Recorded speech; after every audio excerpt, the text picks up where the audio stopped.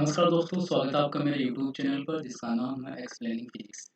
तो आज का लेक्चर वीडियो होने वाला है स्पीड एंड वेलोसिटी के ऊपर, जो कि मोशन इन वन डायमेंशन का सेकंड पार्ट है। तो इसी चीज़ को आज हम पढ़ने वाले हैं। किन के लिए यूजफुल होगा?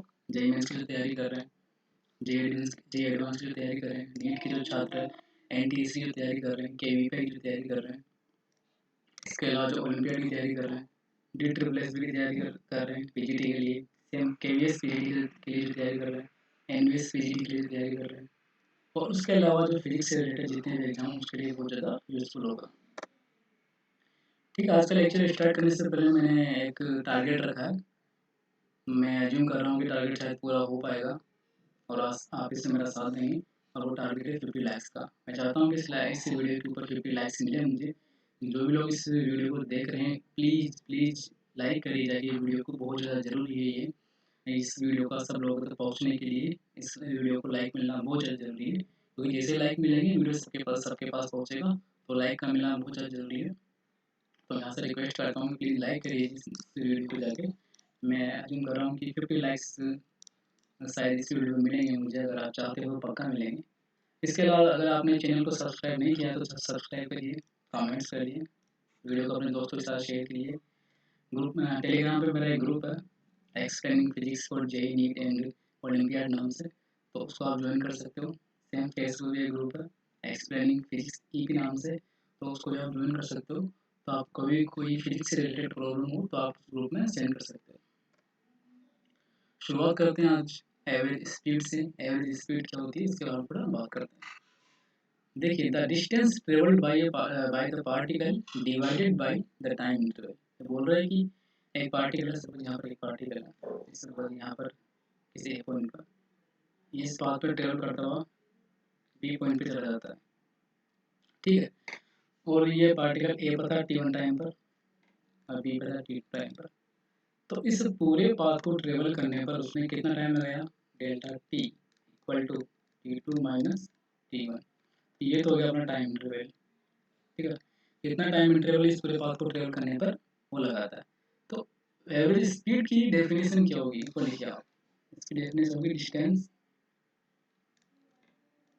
ट्रेवल्ड, मतलब जो डिस्टेंस ट्रेवल की गई है वो बाय टाइम इंटरवल, ठीक है। इसको अगर आप सिंबल से रिप्रेजेंट करना चाहो तो S upon t2 minus t1 ऐसे लिख सकते हैं। तो एवरेज स्पीड क्या हो जाएगी? Distance travel upon time interval, मतलब t1 से जितने डेल्टा टी टाइम इंटरवल में उसने जितनी डिस्टेंस ट्रेवल की है वो और टाइम इंटरवल का रेशियो क्या कहलाएगा? एवरेज स्पीड, ठीक है। एवरेज स्पीड ये कहलाएगा।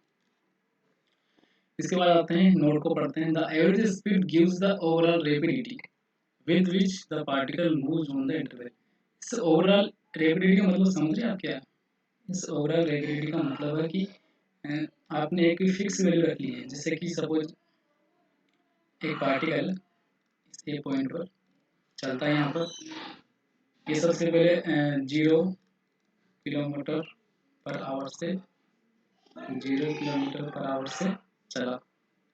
जब बी पॉइंट पे आया तो इसकी स्पीड हो गई 50 किलोमीटर पर आवर। उसके बाद सी पॉइंट पे आया तो इसकी स्पीड होगी 100 किलोमीटर पर आवर। फिर डी पॉइंट पे आया तो इसकी स्पीड होगी 20 किलोमीटर पर आवर, और ई पॉइंट पे जाके रुक गया और 0 किलोमीटर, ठीक है। तो ओवरऑल रैपिडिटी का मतलब क्या होता है वो समझिए आप। ओवरऑल रैपिडिटी का मतलब होता है कि यहाँ पर जितनी भी इसने स्पीड ली है, अलग अलग स्पीड 50, 100, 20, इन सब स्पीड को हम एक स्पीड से रिप्रेजेंट कर देंगे। मतलब अगर वो पार्टिकल उस स्पीड से चलेगा और इतने टाइम इंटरवल के लिए चलेगा जितना इसके लिए चला था तो वो इतनी डिस्टेंस सेम टाइम इंटरवल के अंदर कवर कर लेगा, ठीक है। तो उसे हम बोलते हैं ओवरऑल रैपिडिटी। मतलब एक एक वैल्यू हो जाएगी सबके लिए, एक वैल्यू पूरे इंटरवल के लिए। मीनिंग समझिए इसका। मीनिंग ऑफ एवरेज स्पीड का मतलब क्या होता है? Suppose during a trip a car average speed is calculated and it is 25 kilometre. ठीक है, मैं समझाता हूँ आपको। एक कार पॉइंट ए से चल रही है और पॉइंट बी तक गई। ठीक है, इस पूरे ट्रिप के अंदर जो इसकी एवरेज स्पीड थी वो थी 25 किलोमीटर पर आवर। ये हमने कैलकुलेट कर ली है और ये इसकी एवरेज स्पीड। ठीक है, इसकी एवरेज स्पीड हो गई। आगे बोल रहा है it means your car is moving with average speed of 25 kilometre per hour during the trip. There may have time that you were stopped और your speedometer showing 50 kilometre per hour speed. ये बोल रहा है कि इस पूरे trip के दौरान कुछ ऐसा भी टाइम होगा जब आपकी स्पीड जीरो हो गई होगी, या फिर ऐसा भी होगा कि आपकी स्पीड 50 किलोमीटर पर आवर पे भी होगी, लेकिन तुम्हारी जो एवरेज स्पीड होगा 25 किलोमीटर। इसका मतलब ये है कि पूरे इस पाथ में अगर आप 25 किलोमीटर पर आवर की स्पीड से चलोगे और डेल्टा टी टाइम के लिए चलोगे तो इस टाइम इंटरवल के अंदर आप जो डिस्टेंस उसको ट्रेवल कर लोगे। ये एवरेज स्पीड का मतलब होता है। ठीक है, मतलब सबको ऐड करके, नहीं सबको ऐड नहीं किया, यहाँ पर डिस्टेंस निकाल अलग निकालिए और टाइम इंटरवल अलग निकाला, उसके बाद हमने उसके एवरेज स्पीड को निकाला है। लेकिन यहाँ पर एवरेज स्पीड का मतलब ऐसा नहीं होता है कि ये कांस्टेंट है, मतलब इस स्पीड से वहां पर चल रहा होगा, ऐसा रियल में नहीं है। उसकी स्पीड पूरे ट्रिप के दौरान 0 भी हो सकती है, 20 भी हो सकती है, 50 भी हो सकती है, 100 भी हो सकती है, कुछ भी हो सकती है, लेकिन जो ओवरऑल निकल के आया रेपिडिटी वो है 25 किलोमीटर। इसका मतलब ये है कि उस पर्टिकुलर स्पीड से अगर वो चलेगा कितने टाइम इंटरवल के लिए तो वो डिस्टेंस ट्रेवल कर लेगा। इसका मतलब ये होता है। देखिए ऐसे इसकी यूनिट किलोमीटर पर आवर भी होती है, किलोमीटर पर आवर, या इसको आप बोलते हैं माइल्स पर आवर, ये भी इसकी यूनिट होती है। इसके अलावा मीटर पर सेकंड, लेकिन जो ऐसा यूनिट होती है मीटर पर सेकंड। ठीक है, तो ये ऐसा यूनिट ध्यान रखना, एग्जाम में आ जाती है बहुत बार। ऐसा इसकी एवरेज स्पीड की ऐसा यूनिट बताइए तो मीटर पर सेकंड, और इसकी जो डायमेंशन होगी वो L1 T-1 होगी। कैसे होगी ये देखिए आप इधर ऊपर जाके। एस किसको रिप्रेजेंट करता है, डिस्टेंस मतलब लेंथ को। ठीक है, L1 टाइम किसको रिप्रेजेंट करता है, T, तो L1 T-1 ये होगा इसकी डायमेंशन। ठीक है, तो एवरेज स्पीड का मतलब ये हुआ। आगे चलते हैं, इंस्टेंटेनियस स्पीड के बारे में बात करते हैं। ठीक है, मान लीजिए आप एक पाथ ट्रेवल कर रहे हैं, एक यात्रा कर रहे हैं आप, टी इक्वल टू 0 सेकंड पर आप यहाँ थे। ठीक, टी इक्वल टू 1 सेकंड पे आप यहाँ पर आ गए, 2 सेकंड पे आप यहाँ पर आ गए, 3 सेकंड पर आप यहाँ पर आ गए, 4 सेकंड पे आप यहाँ पर थे, और 5 सेकंड पर आप यहाँ पर आ गए। ठीक है, और आपने पूरी जो डिस्टेंस ट्रेवल की है वो डिस्टेंस है मैं बोल देता हूँ 5 मीटर। ठीक, 5 सेकंड में 5 मीटर। ठीक है, पहले बात करते हैं एवरेज स्पीड की, जो मैंने अभी आपको बताया था। एवरेज स्पीड कैसे निकालोगे।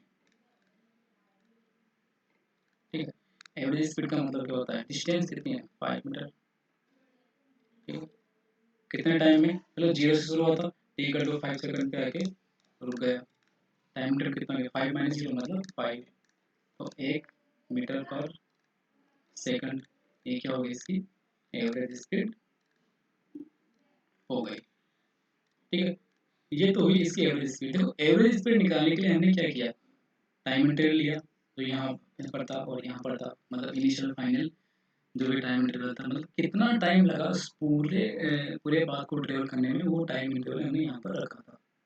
रखा था नहीं रखा था, रखा था। ठीक है, अब देखो इंस्टेंटेनियस स्पीड का मतलब क्या होता है। इंस्टेंटेनियस स्पीड का मतलब होता है कि किसी पर्टिकुलर टाइम पर आपसे पूछ ले, बताओ कि इस पर्टिकुलर टाइम पे इसकी स्पीड क्या है। जैसे आपसे पूछ ले टी इक्वल टू 3 सेकंड पे इसकी स्पीड क्या है, बताओ टी इक्वल टू 3 सेकंड पे इसकी स्पीड क्या है, तो आप कैसे बताओ। ठीक है, वो होता है इंस्टेंटेनियस स्पीड, मतलब किसी पर्टिकुलर टाइम पर अगर आपसे पूछ लिया जाए कि बताओ इसकी स्पीड क्या है, तो होता है इंस्टेंटेनियस स्पीड। लेकिन एवरेज स्पीड क्या होता है? ओवरऑल रेपिडिटी, ओवरऑल स्पीड, ठीक है, वो होता है एवरेज स्पीड। लेकिन इंस्टेंटेनियस क्या होगा? पर्टिकुलर किसी टाइम पर, मतलब टाइम को बहुत शॉर्ट कर दो, टी कर दो 3 सेकंड का, मिली सेकंड में भी हो सकता है कि बताओ इस मिली सेकंड पे कितना इसका स्पीड था, ठीक है। तो इसका फॉर्मूला क्या हो जाएगा? इसको हम लिख सकते हैं limit delta T tending to 0 delta X by delta T, ठीक है। अब देखो लिमिट में क्या किया हमने, टाइम को बहुत ज़्यादा शॉर्ट कर दिया। डेल्टा टी टेंडिंग टू 0 मतलब टी बहुत स्मॉल है, ठीक है। टी बहुत स्मॉल है मतलब किसी एक पर्टिकुलर टाइम पे आप पर्टिकुलर टाइम पर आपसे स्पीड पूछ रहा है कि उस पर्टिकुलर टाइम पर स्पीड क्या होगी। तो इस पूरे को, इस सोलर को हम क्या लिख सकते हैं? डिफरेंशिएशन डेरिवेटिव को हमें लिख सकते हैं, होता है D S by D T, ठीक है। मतलब डी टी के रेस्पेक्ट में डी एस किस तरह चेंज हो रहा है, ये होता है, ये क्या होगा? Be instantaneous speed. तो इंस्टेंटेनियस स्पीड का मतलब समझ आया, किसी एक पर्टिकुलर टाइम से पूछा। जैसे मैंने आपके यहाँ बताया कि पूरा ट्रेवल कर लिया इसने 5 सेकंड का, तो बताओ 3 सेकंड पे क्या था, या 2 सेकंड पे क्या था, या फिर 4 सेकंड पे क्या था। तो ऐसे पूछ सकता है आपसे पर्टिकुलर किसी एक टाइम पर स्पीड। तो यही होती है इंस्टेंटेनियस स्पीड। इसके अलावा हम आगे चलते हैं, ठीक है। इसकी यूनिट ऑफ डायमेंशन बता देता हूँ मैं आपको। यूनिट सेम ही रहेगी, ऐसा यूनिट मीटर पर सेकंड, और डायमेंशन भी L1 T-1, ठीक है, ये ध्यान रखना। आगे चलते हैं, एवरेज वेलोसिटी का मतलब क्या होता है, ठीक है। Average velocity of a particle in time interval t1 to t2 is defined as displacement divided by time interval. मतलब बोल रहा है कि जो v एवरेज होता है वो होता है displacement divided by time interval. मतलब उस टाइम इंटरवल के अंदर उसने कितना डिस्प्लेसमेंट कवर किया, वो होगा v एवरेज, मतलब एवरेज वेलोसिटी। तो मैं आपको यहाँ पर एक कार्टेशियन कोऑर्डिनेट में समझाता हूँ इसका मतलब है क्या, ठीक है। ये है कार्टेशियन कोऑर्डिनेट, ये एक्स एक्सिस है, ये वाई है, ये है जेड एक्सिस। तो t इक्वल टू t1 पर पार्टिकल था ए पॉइंट पर, ठीक है। और इस ए पॉइंट की पोजीशन को रिप्रेजेंट कर रहे हैं हम r1 वेक्टर से, ठीक है। कुछ टाइम बाद क्या होता है, इसकी पोजीशन हो जाती है बी पॉइंट पे चला जाता है, कितने टाइम पर? t equal to t2 time पर। और इसकी जो पोजीशन है वो हम रिप्रेजेंट करते हैं r2 वेक्टर, ठीक है। देखो ये r1 और r2 वेक्टर किसके रेस्पेक्ट में है? ये है ओरिजिन के रेस्पेक्ट में, ठीक। मतलब ओरिजिन से इनका पोजीशन वेक्टर इतना है। मैंने आपको पहले समझाया था ये पोजीशन वेक्टर के अंदर कि इसका मतलब क्या होता है। इसका मतलब है कि ये पार्टिकल की पोजीशन वेक्टर r1 पर है। अगर आप r1 पोजीशन वेक्टर के अकॉर्डिंग चलोगे तो आप पार्टिकल को किसी t1 टाइम पर फाइंड आउट कर लोगे। सेम ऐसा b के साइड साथ है। अब देखो पार्टिकल t1 से t1 टाइम से t2 टाइम के अंदर a से b पर गया, तो उसमें इसका कुछ ना कुछ डिस्प्लेसमेंट होगा, ठीक है। डायरेक्ट हम स्ट्रेट लाइन खींचिए, इसका डिस्प्लेसमेंट क्या होगा? इसको डिस्प्लेसमेंट को रिप्रेजेंट कर रहे हैं ए बी वेक्टर से, कर रहे नहीं कर रहे, सेम यहाँ कर दो A B vector upon time interval क्या था t2 माइनस t1। अब ए बी वेक्टर की वैल्यू कैसे निकालोगे आप, ठीक है। ए बी वेक्टर की वैल्यू निकालने के लिए क्या करना पड़ेगा आपको, इसके अंदर ट्रायंगुलर लो लगाना पड़ेगा। ट्रायंगल लो क्या होता है, देखो एक ट्रायंगल बन रहा है यहाँ से r1 vector A B vector, और इसकी डायरेक्शन अलग है, ये अलग हो जाएगा। तो इसको ट्रायंगल ट्रायंगल लो लगाओ तो r1 vector plus A B vector equal to r2 vector. तो ए बी वेक्टर निकालो तो क्या होगा r2 माइनस r1 वेक्टर, ये हो गया ए बी वेक्टर। यहाँ रख दो इसको r2 vector minus r1 vector upon t2 minus t1। तो एवरेज वेलोसिटी निकालने के लिए आपको क्या करना पड़ेगा, सबसे पहले डिस्प्लेसमेंट निकालना पड़ेगा, उसके बाद उसका कितना टाइम इंटरवल के अंदर उसने वो डिस्प्लेसमेंट कवर किया है वो निकालना पड़ेगा, ठीक है। और वो निकाल के आपको यहाँ पर उसकी बारे में लिख देना है। ठीक, देखिए डेफिनेशन टू के बारे में पढ़ते हैं। एक तो एक तरीका ये हो गया, मैंने बता दिया आपसे। एक तरीका ये होता है एवरेज वेलोसिटी का कि डिस्प्लेसमेंट अपॉन टाइम इंटरवल। दूसरा तरीका क्या होता है, it is the rate at which an object changes its position from one place to another place। ये एक रेट है, इस रेट के हम लिखेंगे कैसे, डेल्टा आर, जो कि मैंने ऊपर बताया पूरा R two minus R one by delta T. मतलब डेल्टा टी के रेस्पेक्ट में डेल्टा आर किस तरह चेंज कर रहा है। इसका मतलब ये है कि एक पार्टिकल अपनी पोजीशन किस तरह चेंज कर रहा है, वो भी एक एवरेज वेलोसिटी बताती है। ठीक है, it is the rate at which an object changes its position. एक पार्टिकल अपनी पोजीशन किस तरह चेंज कर रहा है, चेंज कर रहा है नहीं कर रहा है, अगर चेंज कर रहा है तो कितना कर रहा है, इसको कौन डिफाइन करेगा, एवरेज वेलोसिटी। एक एग्जांपल से समझिए इसका मतलब क्या बोल रहा हूँ मैं। मान लीजिए कि कोई पार्टिकल है, सपोज ए particle moves one step forward. एक पार्टिकल यहाँ पर, ठीक, पी पॉइंट पर मूव्स वन स्टेप फॉरवर्ड, एक स्टेप आगे जाता है, चल गया इस पॉइंट पे आएगा वो, ठीक है, एक सेकंड के अंदर, ठीक, इन फर्स्ट सेकंड। और दूसरे सेकंड में यह पार्टिकल पी पॉइंट से वापस पी पॉइंट की तरफ जाता है। मतलब जिस पॉइंट पे था वापस उसी पॉइंट पे चला गया। ठीक है, तो अब आपको यहाँ पर बताना है कि इसकी पोजीशन में कितना चेंज हुआ। पोजीशन कुछ चेंज होगा, यहाँ पर पोजीशन में बिल्कुल भी चेंज नहीं हुआ, क्योंकि पार्टिकल पहले पी पॉइंट पे था, अब वापस से पी पॉइंट पे आ गया। इसका मतलब क्या है, इसकी एवरेज वेलोसिटी भी जीरो होगी। ठीक है, यही मैं आपको समझाना चाह रहा हूँ कि it is the rate at which an object changes its position from one place to another.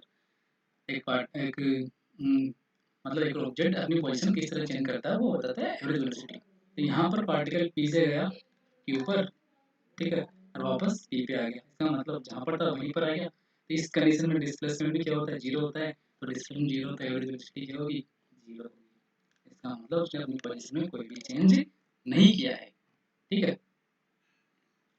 तो एवरेज वेलोसिटी इसकी क्या है, इसकी एवरेज वेलोसिटी है जीरो। ठीक है, आगे चलते हैं। अब बात करते हैं इंस्टेंटेनियस वेलोसिटी के बारे में। अब देखिए मैंने आपको पहले बताया था कि इंस्टेंटेनियस वेलोसिटी का मतलब क्या होता है, इंस्टेंटेनियस स्पीड का मतलब क्या होता है। सेम चीज़ यहाँ पर आएगी। किसी पर्टिकुलर टाइम पर अगर आपसे पूछे कि बताओ पार्टिकल की वेलोसिटी क्या है, तो वहाँ पर तो आपको इंस्टेंटेनियस वेलोसिटी निकालनी है किसी पर्टिकुलर टाइम पर। ठीक है, एट दैट इंस्टेंट, किसी पर्टिकुलर टाइम पर। मैंने आपको एग्जांपल देके बताया था कि टी इक्वल टू जीरो पे, वन सेकंड पे, टू सेकंड पे, थ्री सेकंड पे। बताओ कि T equal to three second में पूछा जाए तो वेलोसिटी क्या होगी। सेम ऐसा इसके अंदर होता है, किसी एक पर्टिकुलर टाइम से आप पूछा जाएगा कि बताओ T equal to five second पर पार्टिकल की वेलोसिटी क्या है, तो आपको बतानी होगी वो और उसी को हम क्या बोलते हैं, इंस्टेंटेनियस वेलोसिटी। ठीक है, तो इसको आप कैसे लिखोगे, लिमिट, सेम टाइम को बहुत छोटा कर दो, यानी delta T tending to zero, limit लगा दी हमने। और इसको बोलेंगे डेल्टा आर वेक्टर, यहाँ पर ये वेक्टर है क्योंकि डिस्प्लेसमेंट है, बाई डेल्टा टी। इसको हम कैसे लिख सकते हैं, D R by D T. क्या होता है ये, इंस्टेंटेनियस वेलोसिटी। ठीक है, हम क्या बोलेंगे इसको, इंस्टेंटेनियस वेलोसिटी। ये क्या है, डेरिवेटिव ऑफ आर वेक्टर। ठीक है, आपको इंस्टेंटेनियस वेलोसिटी का मतलब समझ आया। सेम है, किसी एक पर्टिकुलर टाइम पर आपसे पूछा जाए कि बताओ इसका वेलोसिटी क्या है, तो वो इंस्टेंटेनियस वेलोसिटी होगा। ठीक है, आगे चलते हैं। अब देखो कुछ बातें जो वेलोसिटी और स्पीड के बारे में। पहली बात, the average speed does not equal to average velocity. ठीक है, तो देखिए मैंने एवरेज स्पीड के बारे में आपको बताया था, वो कैसे निकालते हैं, distance distance travelled upon time interval निकालते हैं। और उसमें क्या था एवरेज वेलोसिटी के अंदर, यहाँ था displacement, displacement upon time interval. था कि ना, था कि था या नहीं, तो उसके अंदर डिस्प्लेसमेंट था, इसके अंदर था डिस्टेंस। अब इसके अलावा मैंने आपको पिछले लेक्चर में एक चीज़ बताई थी, mod of displacement less than equal to क्या होगा, डिस्टेंस। ठीक है, आप दोनों साइड डेल्टा टी से डिवाइड कर दो, अब देखो mod of displacement upon delta T time interval, इसको क्या बोलेंगे, इसको हम बोलेंगे एवरेज वेलोसिटी का मोड लेस देन, ये क्या हो गया, एवरेज स्पीड। ठीक है, तो ये इनके बीच में एक रिलेशन होता है। यहाँ पर आप रिलेशन लिखना चाहोगे तो mod of average velocity less than equal to average speed, तो ये एक इसके अंदर का रिलेशन होता है। ठीक है, अब बात करते हैं कि यहाँ पर एक इक्वल टू का साइन दिया है, ये इक्वल टू का साइन किस कंडीशन में जाके सही होगा। तो इसके पहले भी मैंने आपको जो पहले वाला लेक्चर था उसके अंदर बताया था कि अगर कोई पार्टिकल स्ट्रेट लाइन में मूव करता है, स्ट्रेट लाइन में मूव करता है, इस कंडीशन में डिस्टेंस और डिस्प्लेसमेंट इक्वल हो जाते हैं। अगर डिस्टेंस और डिस्प्लेसमेंट इक्वल हो गया तो मतलब क्या, एवरेज वेलोसिटी और एवरेज स्पीड भी इक्वल हो जाएंगी। तो इस कंडीशन में जाके दोनों इक्वल होंगे, अदरवाइज नहीं होंगे। अगर कोई स्ट्रेट लाइन मोशन में अगर अपनी डायरेक्शन भी चेंज कर लेता है तो उस डायरेक्शन भी चेंज करता है तो डिस्टेंस और डिस्प्लेसमेंट अलग अलग हो जाएंगे, तो उस कंडीशन में भी एवरेज वेलोसिटी और एवरेज स्पीड सेम नहीं होंगे। ठीक है, अब बात करते हैं कि दोनों की डायमेंशन सेम होती है, यूनिट भी सेम होती है। यूनिट होती है मीटर पर सेकंड, जो कि ऐसा यूनिट बोलते हैं, ऐसा यूनिट होती है। डायमेंशन क्या होती है, L1 T माइनस 1, मैंने आपको बताया कैसे होती है। अब बात करते हैं average speed is scalar quantity. Scalar quantity होती है, इसका मतलब कोई डायरेक्शन नहीं होती इसके अंदर, हम डायरेक्शन की बिल्कुल बात नहीं करते इसके अंदर। एवरेज वेलोसिटी होती है वेक्टर क्वांटिटी, वेक्टर क्वांटिटी मतलब डायरेक्शन और मैग्नीट्यूड दोनों होता है। अब यहाँ पर डायरेक्शन तो होती है, लेकिन डायरेक्शन किस तरह क्या होती है और किस तरह होती है आप कैसे बताओगे।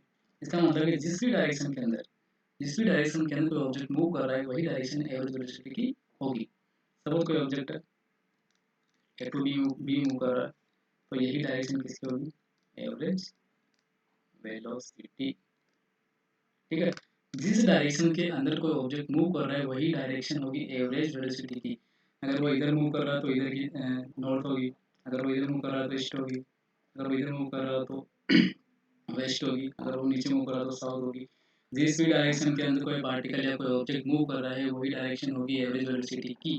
ठीक है, अब देखो एक काम की चीज़ बताता हूँ, अगर आपको न्यूमेरिकल सॉल्व करने हैं तो इस चीज़ को आप यूज में ले सकते हो।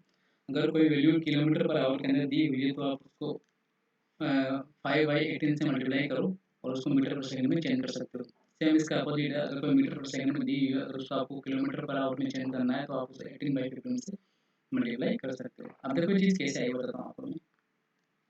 1 किलोमीटर पर आवर, 1 किलोमीटर मतलब 1000 मीटर। ठीक है, एक आवर में कितने मिनट होते हैं, 60 मिनट, और 1 मिनट में कितने सेकंड होते हैं, 60। ठीक है, एक जीरो से एक जीरो, दूसरी जीरो से जीरो, कितना हो गया, 10/36। दो से काट दो, 5/18 मीटर पर सेकंड, मतलब 1 किलोमीटर पर आवर के अंदर 5/18 मीटर पर सेकंड होते हैं। तो कभी आपको किलोमीटर पर आवर को मीटर पर सेकंड में चेंज करना हो तो वहाँ पर 5/18 से मल्टीप्लाई कर दो, उसमें किसमें चेंज हो जाएगा, मीटर पर सेकंड में चेंज हो जाएगा। तो ये तो हुआ अपना थ्योरी पार्ट। अब आते हैं इसके न्यूमेरिकल पार्ट्स के ऊपर, कुछ प्रॉब्लम्स रखी है मैंने, उसको करते हैं। पहला, in 1 second a particle goes from point A to point B moving in a semicircle, find the magnitude and direction of average velocity। ठीक है, तो मैं सब बताता हूँ आपको। यहाँ कोई पार्टिकल, एक सेमी सर्कल सर्कल मान लो, उसको देख लीजिए। ठीक है, आर रेडियस का पॉइंट ए से जाता है, पॉइंट बी पे जाता है। ठीक है, in 1 second particle goes from point A to point B, और इस पूरे टाइम इसको कवर कितना टाइम लगता है, 1 सेकंड। ठीक है, अब आपको निकालना है मैग्नीट्यूड और डायरेक्शन ऑफ एवरेज वेलोसिटी। तो सबसे पहले निकालिए आप इसकी एवरेज वेलोसिटी। एवरेज वेलोसिटी निकालने क्या करना पड़ेगा, v average displacement upon time interval. Displacement क्या है, 2r, ये पार्टिकल ए से बी पे गया, यही जो पार्ट होगा वही तो डिस्प्लेसमेंट होगा। ठीक है, ये जो पार्ट होगा ये तो डिस्प्लेसमेंट होगा, और वो है 2r। तो 2r बाई टाइम इंटरवल कितना 1 सेकंड, तो 2r मीटर पर सेकंड क्या हो जाएगा, इसकी एवरेज वेलोसिटी हो जाएगी। अब देखिए पार्टिकल ए पॉइंट पे था, किधर गया बी पॉइंट पर, तो ए टू बी डायरेक्शन इसकी होगी इधर की साइड, मतलब इधर क्या है ईस्ट, ठीक है, तो डायरेक्शन क्या होगी इसकी ईस्ट में, पूर्व की तरफ डायरेक्शन होगी इसकी, ठीक है। आप डिस्प्लेसमेंट के हिसाब से एवरेज वेलोसिटी की डायरेक्शन देख सकते हैं, ठीक है। डिस्प्लेसमेंट जिस डायरेक्शन में होगा उसी डायरेक्शन में भी एवरेज वेलोसिटी की डायरेक्शन होगी, ठीक है। एवरेज वेलोसिटी क्या होता है, delta R vector by D T. अब देखो यहाँ पर डायरेक्शन आ रही है, ये क्या है डिस्प्लेसमेंट और ये एवरेज वेलोसिटी। आगे चलते हैं प्रॉब्लम नंबर 2 पर। वन कार इज मूविंग, थोड़ी देर के लिए आप एक ब्रेक लीजिए, 2 मिनट का ब्रेक लेते हैं, तब तक आप बिल्कुल आराम करके आइए, उसके बाद मैं शुरू करूँगा इस चीज़ को वापस से।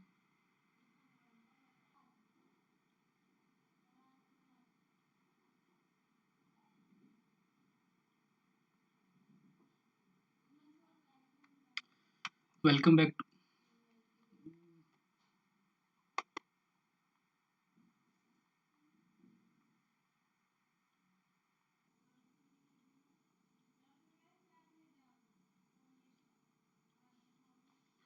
ओके, तो प्रॉब्लम 2 पे आते हैं अभी। प्रॉब्लम 2 क्या बोलती है वो सुनिए आप। One car is moving in a straight road, covers 1/3 of the distance with 29 km per hour and the remaining with 60 km per hour. The average speed is, ठीक है। तो इसके लिए हम डायग्राम, सबसे पहले तो डायग्राम बनाएंगे, ठीक। तो डायग्राम बनाते हैं। स्ट्रेट रोड पे मूव कर रही है, माना कि पार्टिकल ऐसे मूव करती है और ये स्ट्रेट रोड है। 1/3 of the distance with 29 kilometre बोल रहे हैं, 1/3, ये 1/3 हो गया। मैं मान लेता हूँ कि टोटल मिला के 3x है, ये कितना हो जाएगा ओनली x, बाकी दोनों 2x, ठीक है। पॉइंट ए से चला पार्टिकल, पॉइंट बी पे गया, ठीक। इसने ये वाली डिस्टेंस ट्रेवल की है 29 किलोमीटर पर आवर से, और बाकी जो 2x है इसको उसने ट्रेवल किया है 60 किलोमीटर पर आवर से। ये आपसे एवरेज स्पीड पूछ रहा है, तो एवरेज स्पीड का सबसे पहले फॉर्मूला लिखिए। फॉर्मूला क्या होता है एवरेज स्पीड का, average speed distance travelled divided by time interval, ठीक है। तो डिस्टेंस कितनी है, टोटल डिस्टेंस मैंने मान ली 3x है, ठीक है, ये मान रखी मैंने। टाइम इंटरवल, सबसे पहले तो टाइम निकालिए इस वाले के अंदर, मतलब जो x उसने डिस्टेंस तय की है उसमें कितना टाइम लगा। तो टाइम निकालने के लिए सबसे पहले फॉर्मूला क्या होता है, velocity equal to metre per second, ये क्या है टाइम, तो टाइम के लिए क्या करना पड़ेगा, डिस्टेंस अपॉन वेलोसिटी, ठीक है। तो टाइम के लिए डिस्टेंस कितना x अपॉन वेलोसिटी कितना 29 किलोमीटर, प्लस सेम दूसरा ले कीजिए, उसके लिए टाइम निकालिए 2x अपॉन 60। अब इसको आपको कैलकुलेट करना है और मुझे वैल्यू बतानी है क्या आती है, कमेंट सेक्शन के अंदर इसका वैल्यू बताइएगा, अगर क्या वैल्यू इसकी निकल के आती है, ठीक है। प्रॉब्लम 3 पे चलते हैं। प्रॉब्लम 3 क्या बोलती है सुनिए। A car covers first half of the distance between two places at 40 kilometre per hour and another half at 60 kilometre per hour, ठीक है। बोल रहे हैं कि एक कार जो पॉइंट ए से चलती है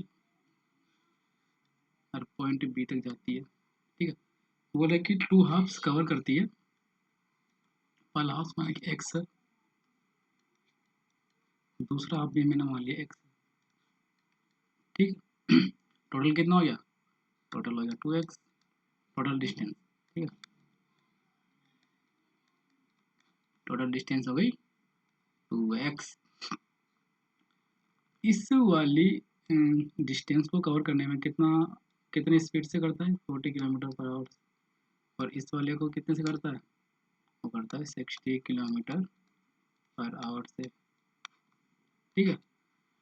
अब आपको बताना है एवरेज स्पीड क्या हुआ, तो अपना वही फॉर्मूला लगाओ, average speed equal to distance upon time interval, ठीक है।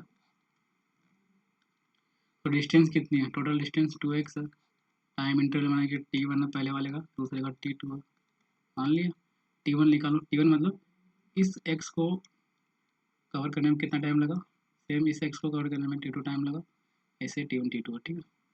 ये t1 है, t2 है, तो t1 की वैल्यू कैसे निकालोगे, सेम अभी जो मैंने बताया था, t1 equal to distance upon speed, t2 value कैसे निकालोगे, डिस्टेंस अपॉन स्पीड, यहाँ लिख दो 2x upon x upon 40 plus x upon 60। अगर आप इसको सोल्व करोगे तो क्या आएगा, 2 इंटू 40 इंटू 60 अपॉन 40 प्लस 60, ठीक है। इसको भी आप सोल्व करोगे तो पूरा आएगा 48 किलोमीटर पर आवर, ये क्या हो गई, एवरेज स्पीड।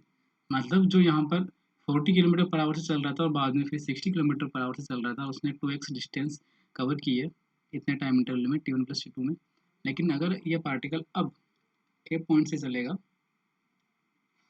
और बी पे जाएगा, कितनी स्पीड से, कितनी एवरेज स्पीड से, 48 किलोमीटर पर आवर, मतलब ये 48 किलोमीटर पर आवर पूरे इसके पाथ के अंदर यही इसकी स्पीड रहेगी, यही स्पीड रहेगी। तो ये t1 plus t2 time interval के अंदर 2x डिस्टेंस कवर कर लेगा, ये होता है एवरेज स्पीड का मतलब, ठीक है। तो ये हो गया अपना problem number 3।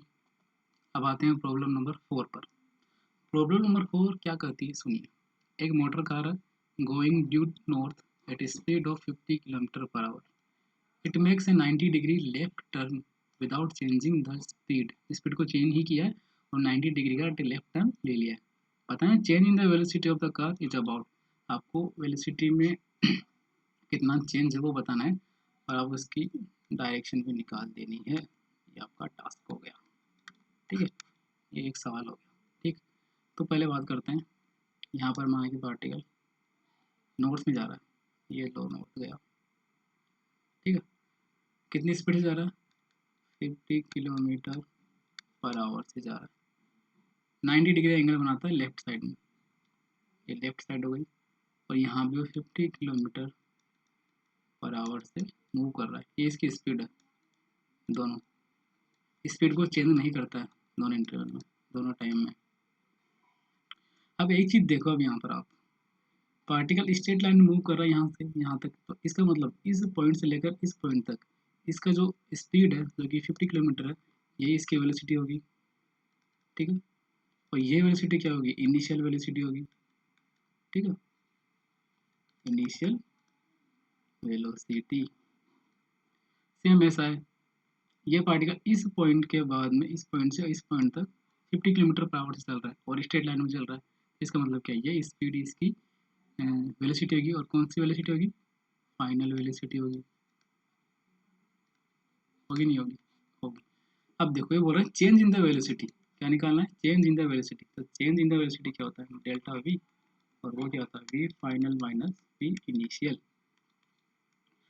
We final minus v initial को आप किस तरह लिख सकते हो, v final plus minus v initial, ऐसे हम लिख सकते हैं इसको, ठीक है। अब देखो यहाँ पर जो था ये वाला पार्टिकल, देखो इसकी डायरेक्शन किधर की साइड, ऊपर की साइड, ये डायरेक्शन इसकी ऐसे है, ठीक है। और इस वाली डायरेक्शन किधर की साइड है, इस डायरेक्शन वेस्ट की साइड ऐसे। तो ये तो था वी इनिशियल, ये था वी फाइनल। अब देखो यहाँ पर हम जो ले रहे हैं वी इनिशियल माइनस में, तो अगर ये पॉजिटिव डायरेक्शन है जो नॉर्थ साइड में, तो नेगेटिव डायरेक्शन क्या होगी साउथ साइड में, ये क्या हो जाएगा वी इनिशियल माइनस वाला पॉइंट। अब आपको इन दोनों का रिजल्टेंट निकालना है और वही रिजल्टेंट इनका चेंज को डिसाइड करेगा। तो रिजल्टेंट मान लो कि डेल्टा वी है, उसकी वैल्यू आपको निकालनी है, बॉडी वाली वैल्यू निकालनी है, ठीक।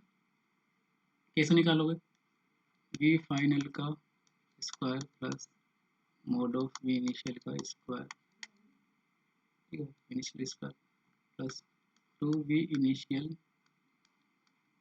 फाइनल इंटू कोस थीटा, ये सब कुछ अंडर रूट के अंदर है, ये भी अंडर रूट में है, ठीक है।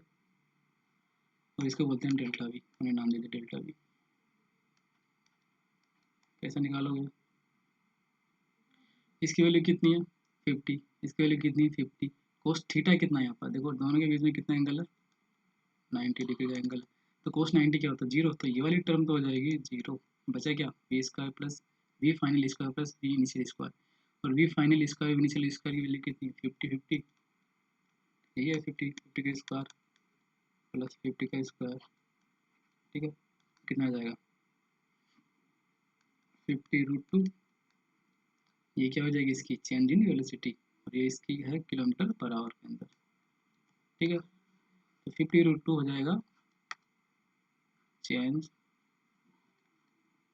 इन वेलोसिटी, ठीक है। तो ये हो गया अपना सवाल। और डायरेक्शन देख लो, डायरेक्शन क्या होगी, देखो रिजल्टेंट इस डायरेक्शन में, तो ये कौन सी डायरेक्शन होती है, पहले तो नीचे की साइड है साउथ है, दूसरा वेस्ट साइड में, तो कितना क्या हो जाएगा डायरेक्शन, इसकी डायरेक्शन हो जाएगी साउथ वेस्ट, ठीक है, ये इसकी डायरेक्शन हो जाएगी। ओके, प्रॉब्लम नंबर 5 पे चलते हैं। प्रॉब्लम नंबर 5 बोलती है bus moves from A to B with a speed of 30 kilometre per hour, ठीक है, 30 किलोमीटर पर आवर से एक बस ए टू बी मूव कर रही है, एंड फ्रॉम बी टू ए, फिर बी टू ए आ रही है with speed of 20 kilometre per our. तो इसको डायग्राम बनाते हैं इसका, ये ए है, ये पॉइंट से बी पॉइंट में आ गई, वो कितनी स्पीड से आई है, वो आ रही है 30 किलोमीटर पर आवर। और फिर वापस बी टू ए जा रही है, कितनी स्पीड जा रही है, वो जा रही है 20 किलोमीटर पर आवर स्पीड से। आपको बताना है एवरेज वेलोसिटी और एवरेज स्पीड के बारे में। अब देखिए जिस पॉइंट से चली थी उसी पॉइंट पर वापस आ गई, मतलब ए से चली थी बी पे गई, फिर बी से वापस ए पे आ गई, इसका मतलब क्या है, डिस्प्लेसमेंट क्या होगा, जीरो होगा। अगर डिस्प्लेसमेंट जीरो है तो एवरेज वेलोसिटी भी जीरो होगी। तो एवरेज वेलोसिटी जीरो हो गई, एक तो सवाल ये सॉल्व हो गया, ठीक है। अब बात करते हैं एवरेज स्पीड की। तो एवरेज स्पीड का फॉर्मूला क्या होता है, तो देखिए होता है डिस्टेंस बाय टाइम। डिस्टेंस कितना है, तो पहले जितना था वही बाद में इसने ट्रेवल किया, पहले माने कि ए था, माने कि इसके बीच में तो डिस्टेंस ए है, तो पहले तो ए टू बी गया फिर बी टू ए, तो मतलब टोटल कितना डिस्टेंस हो गया 2 ए। टाइम निकालो इसके अंदर, जाने में कितना टाइम लगा, तो वही टाइम किसने माना कि T1 जाने में लगा और T2 वापस आने में लगा, ठीक है। तो T1 की वैल्यू कैसे निकालोगे, 30 किलोमीटर सॉरी ए गया कितने से 30 किलोमीटर पर आवर से, तो ये हो गया टाइम। T2 कैसे निकालोगे, ए वापस आया 20 किलोमीटर पर आवर से, तो रख दो यहाँ पर 2a upon A by 30 plus A by 20, तो कितना आ जाएगा 2 इंटू 30 इंटू 20 अपॉन 50। इसको कैलकुलेट करना और कमेंट सेक्शन में बताना इसकी वैल्यू क्या होती है, ठीक है। आगे चलते हैं। क्वेश्चन नंबर 6 पे चलते हैं। A car moves from point 1 minus 2 3 to 4 to 3 if the speed of the car is 10 metre per second. यहाँ पर स्पीड दी हुई है, तो आपको निकालना है वेलोसिटी वेक्टर। ठीक है, कार का वेलोसिटी वेक्टर निकालना है। अब देखो ये बोल रहा है कोऑर्डिनेट सिस्टम के अंदर, तो एक पॉइंट ले लिया ए, उसको उसके कोऑर्डिनेट है 1 माइनस 2 3। इस पॉइंट से वो जाता है पॉइंट बी पर, जिसके कोऑर्डिनेट है 4 2 3। अब देखो जब भी आपको कोऑर्डिनेट सिस्टम की बात करें और दो कोऑर्डिनेट्स या दो पॉइंट्स के बीच में डिस्टेंस पूछे, तो डिस्टेंस सीधी डिस्टेंस होती है, मतलब जो डिस्टेंस है वही डिस्प्लेसमेंट है। ठीक है, ध्यान रखना। तो सबसे पहले तो इनके बीच का वेक्टर निकालो, तो आप निकालोगे ए बी वेक्टर क्या होगा। ठीक है, ए बी वेक्टर क्या, 4 माइनस 1 आई कैप, जो बाद में था बी, बी बाद में, इसका कोऑर्डिनेट लिखो, इसमें से जो पहले था उसका एक्स के कोऑर्डिनेट माइनस कर दो, आई कैप लगा दो। ठीक है, अब रखो वाई, वाई के लिए क्या करेंगे, वाई कोऑर्डिनेट माइनस इसका वाई कोऑर्डिनेट, तो पहले माइनस है तो माइनस माइनस क्या जाएगा प्लस, और जे कैप, क्योंकि वाई डायरेक्शन जो यूनिट वेक्टर होता है वो होता है जे कैप। सेम जेड के लिए ये कितना है 3 माइनस 3 जे कैप, तो ए बी वेक्टर क्या जाएगा 3 आई कैप प्लस 4 जे कैप प्लस 0 के कैप, तो के हम लिखेंगे नहीं, तो ये अपना ए बी वेक्टर निकल के आता है। ए बी वेक्टर का मोड निकालो, मतलब इसका मैग्नीट्यूड, और मैग्नीट्यूड क्या होगा 9 प्लस 16 का अंडर रूट इक्वल टू 5, 3 का स्क्वायर प्लस 4 का स्क्वायर का अंडर रूट इक्वल टू 5। ये इसका मोड हो गया, इसको मीटर हम दे देते हैं नाम, ये डिस्प्लेसमेंट या डिस्टेंस है। ठीक है, अब देखो अपने को स्पीड दी हुई है, तो सबसे पहले स्पीड दी हुई है तो आपको टाइम कैलकुलेट करना है, उसके बाद में वेलोसिटी वेक्टर निकालना है। तो टाइम कैसे निकालोगे, टाइम निकालने के लिए सबसे पहले तो अपने पास क्या है, डिस्टेंस 5 मीटर है और स्पीड है 10। ठीक है, तो कितना आ जाएगा 1/2 सेकंड, ये अपने पास टाइम आ गया। टाइम आ गया तो वेलोसिटी वेक्टर निकाल दो। वेलोसिटी के लिए क्या होता है, वेलोसिटी के लिए क्या होता है, वी वेक्टर बराबर delta R vector upon delta t. तो डेल्टा आर वेक्टर मतलब ये वाला डिस्प्लेसमेंट वाला वेक्टर, इसको ऐसे कैसे लिख दो 3 आई के प्लस 4 जे के अपॉन में टाइम कितना है 1/2 6 आई के प्लस 8 जे के।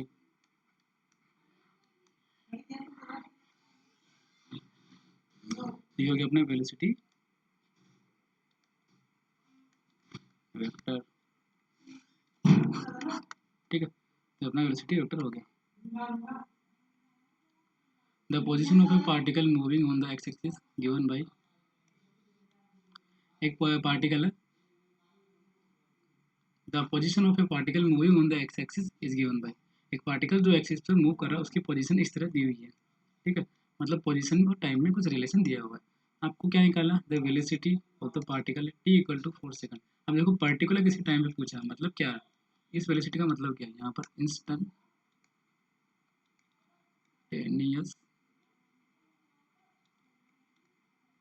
स्पीड, यहाँ पर जो स्पीड है और जो वेलोसिटी है वो, sorry for that, instantaneous velocity की वेलोसिटी पूछा। अगर स्पीड पूछता तो इंस्टेंटेनियस स्पीड हो जाती।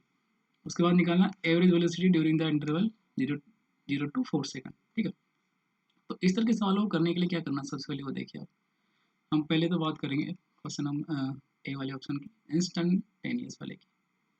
तो वी आई एन एस बराबर D x by D T, क्योंकि हम डेरिवेटिव करेंगे इसके अंदर। तो डेरिवेटिव कैसे करोगे वो चीज़ देखो आप, T cube plus T square plus T plus 4, फिर आप यहाँ पर एक एक का डेरिवेटिव करो। टी क्यूब का कितना जाएगा 3 टी स्क्वायर, टी स्क्वायर का कितना जाएगा 2 टी, और टी का 1, टी हो गया डेरिवेटिव। ठीक है, अब इसी डेरिवेटिव में आपको वैल्यू रखनी है t equal to 4 second, instantaneous at t equal to 4 second, value कितनी जाएगी 3 इंटू 4 का स्क्वायर प्लस 2 इंटू 4 का 4 प्लस 1 कितना हो जाएगा?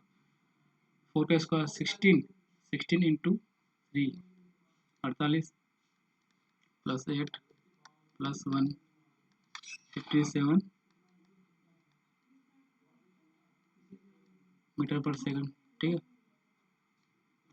57 मीटर पर सेकंड इसकी क्या हो जाएगी? इंस्टेंटेनियस वेलोसिटी हो जाएगी।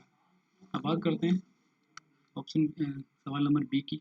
एवरेज वेलोसिटी निकालनी है आपको, t equal to 0 to 4, t equal to 4 second पर। तो मैंने क्या बताया था इसके लिए आपको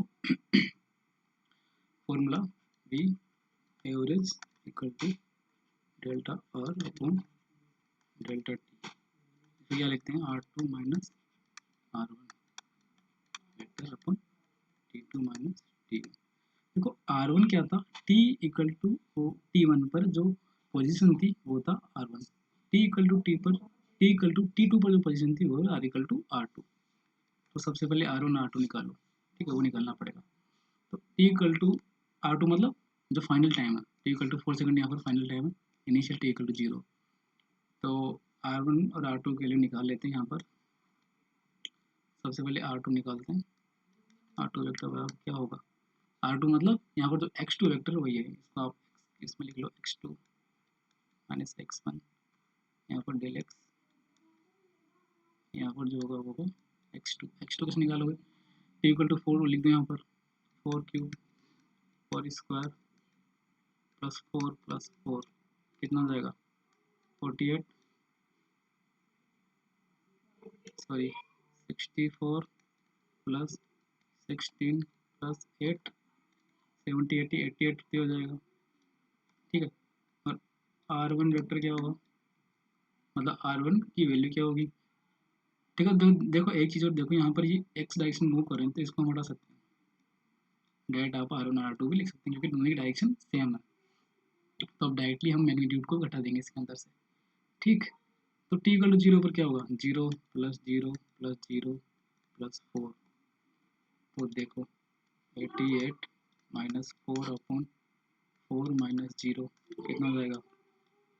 84 अपॉन 4 21 मीटर पर सेकंड इसका एवरेज वेलोसिटी हो जाएगा। प्रॉब्लम नंबर 8 पे आते हैं। इसका ही जिसका सवाल है हम करेंगे इसको भी। The distance is travelled by a particle in time T is given by. ये डिस्टेंस है जो किसी पार्टिकल से ट्रेवल किया उसको इस तरह बताया हुआ है। अब देखो इसके अंदर मीटर पर सेकंड है, इसका मतलब क्या? ये एक्सेलरेशन है जो कि कांस्टेंट है 2.5 और ये टी के साथ वेरी कर रहा है। ठीक है, वेरी करने का मतलब है कि पार्टिकुलर अलग अलग टाइम पर अलग अलग इसकी वैल्यू होगी डिस्टेंस की। ठीक, अब बात करते हैं क्वेश्चन सवाल नंबर ए की। तो सवाल नंबर ए क्या बोलता है? Average speed of the particle during the time 0 to 5 second. आपको एवरेज स्पीड निकालनी है 0 टू 5 सेकंड। तो एवरेज स्पीड क्या होती है? डिस्टेंस निकालनी पड़ेगी। ठीक है, तो सबसे पहले डिस्टेंस निकालो इसकी। Average speed distance upon time interval. तो डिस्टेंस कैसे निकालोगे? 0 टू 5 सेकंड में कितना इसने डिस्टेंस ट्रेवल किया वो निकालो।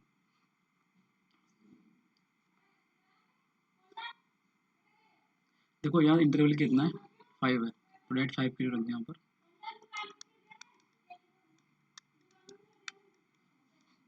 टाइम इंटरवल कितना है? 5 सेकंड। तो कितना आ जाएगा? इसकी वैल्यू निकल के आ जाएगी। सवाल नंबर B, instantaneous speed. Instantaneous speed के लिए क्या होगा? ds बाई dt कर दो तो क्या हो जाएगा? 5.0 इंटू टी। देखो 2t का टी स्क्वायर का 2t होगा, 2 को मैंने 2.5 से मल्टीप्लाई किया और 5 लिख दिया। तो ये 5 कितने टाइम पर? 5 सेकंड और 25 इसका। ठीक है, ये हो गया अपना इंस्टेंटेनियस स्पीड। आगे चलते हैं। आगे बोलता है कि when A particle moves with a constant velocity its speed velocity its average velocity, its instantaneous velocity and its speed are equal. बोला कि एक पार्टिकल जब कांस्टेंट वेलोसिटी से मूव कर रहे हैं, ठीक है, ये माना कि यहाँ पर कोई पार्टिकल मूव कर रहा है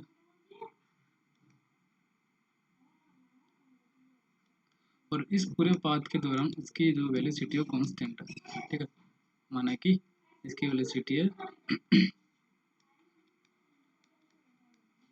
50 किलोमीटर पर आवर, पूरे पाथ के दौरान इसकी वेलोसिटी यही रहेगी।